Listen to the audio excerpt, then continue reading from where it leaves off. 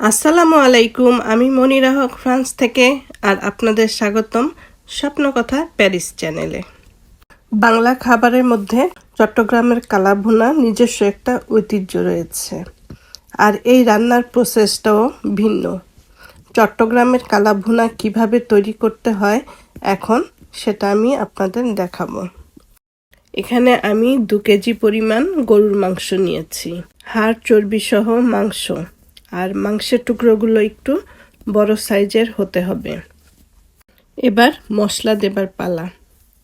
2 পেঁয়াজ বড় বড় টুকরো করে দিয়ে দিলাম। এরপরে 1 কাপ পরিমাণ বেরেস্তা দিয়ে দিব,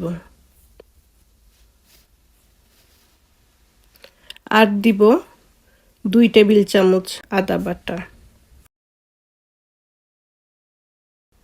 আর রসুন 3 টেবিল চামচ নিয়েছি, কারণ আদার থেকে রসুনের পরিমাণটা বেশি দিতে হয়। 2 চা চামচ জিরা গুঁড়ি, 2 চা চামচ শুকনো মরিচের গুঁড়ি, 1/2 চা চামচ হলুদ গুঁড়ো,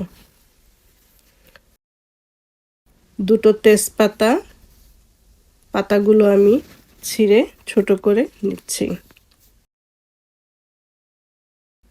2 টুকরো দারচিনি, 2 বড় এলাচ, 2 স্টার, 7-8টি লং, আর এখানে গোলমরিচ ও কাবাব চিনি 10-12টি দিয়ে দিলাম,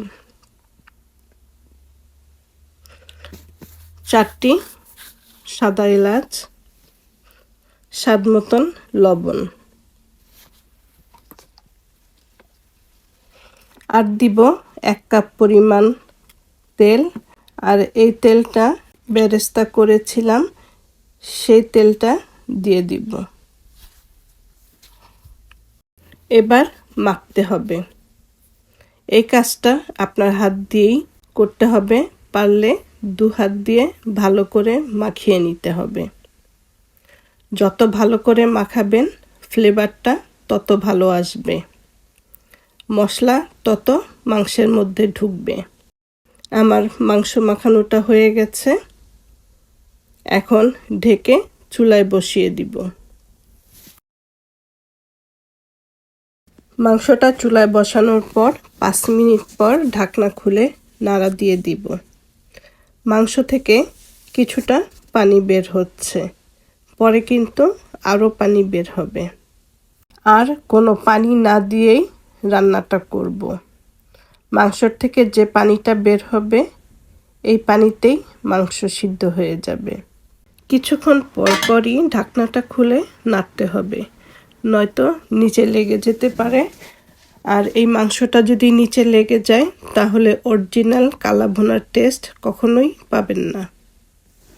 এখন মাংস থেকে অনেকটাই পানি বের হয়েছে, আর এই পানিটা দিয়েই মাংসটা সেদ্ধ হয়ে যাবে। চুলার আঁচটা কিন্তু মিডিয়াম আঁচেই থাকবে।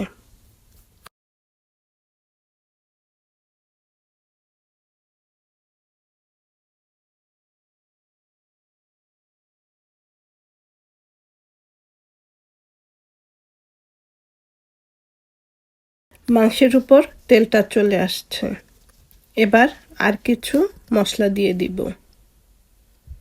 1/2 চা চামচ জয়ফল গুঁড়ো, 1/2 চা চামচ গোলমরিচের গুঁড়ো, সামান্য পরিমাণে জত্রি, আর 1/2 চা চামচ গরম মশলার গুঁড়ো, এবং আরেকটি পেঁয়াজ বড় টুকরো করে কেটে দিয়ে দিব।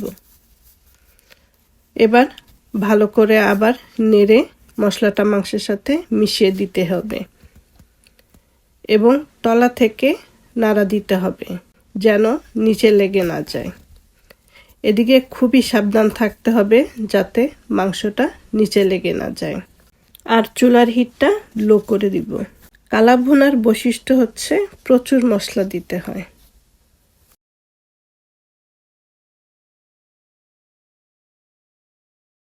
মাংসটা প্রায় সিদ্ধ হয়ে আসছে, এবার বাগারের কাজটা করে নেই। একটা প্যান চুলায় বসিয়ে গরম হলেই 1 কাপ পরিমাণ সরিষার তেল দিয়ে দিব। আর তেল সরিষারই হতে হবে, অন্য কোনো তেল দিয়ে হবে না। তেলের মধ্যে দিয়ে দিলাম পেঁয়াজ কুচি। পেঁয়াজগুলো আমি বেরেস্তার মতন করে নিব, আর ঘন ঘন নাড়তে হবে, নয়তো পুড়ে যেতে পারে। এখন দিয়ে দিব 4-5টা শুকনো মরিচ, আর দিব 5-6 কোয়া রসুন কুচি। যতক্ষণ পর্যন্ত ব্রাউন কালার না হয় ততক্ষণ পর্যন্ত ভাজতে থাকব। পেঁয়াজ রসুন সব ব্রাউন কালার হয়ে গেছে। এখন মাংসের হাঁড়ি থেকে কিছুটা ঝোল মাংস এখানে দিয়ে দিব। নাড়াচাড়া দিয়ে 1-2 মিনিট ঢেকে জাল দিব। 2 মিনিট পর এই প্যানের মশলাগুলো মাংসের হাঁড়িতে ঢেলে দিব। তেল মশলা দেওয়ার পর চুলার আঁচটা মিডিয়াম করে দিব, আর সব ভালো করে মিশিয়ে নিব। আর এবার হচ্ছে কষানোর পালা। কষাতে কষাতে কালা ভুনার যে একটা সুন্দর কালার, সেটা আনতে হবে। দেখেই বোঝা যাচ্ছে কালারটা চলে আসছে। তো এখন কিছুটা তুলে পরিবেশন করব। মাংসটা ঠান্ডা হলে কালারটা আরেকটু চেঞ্জ হবে।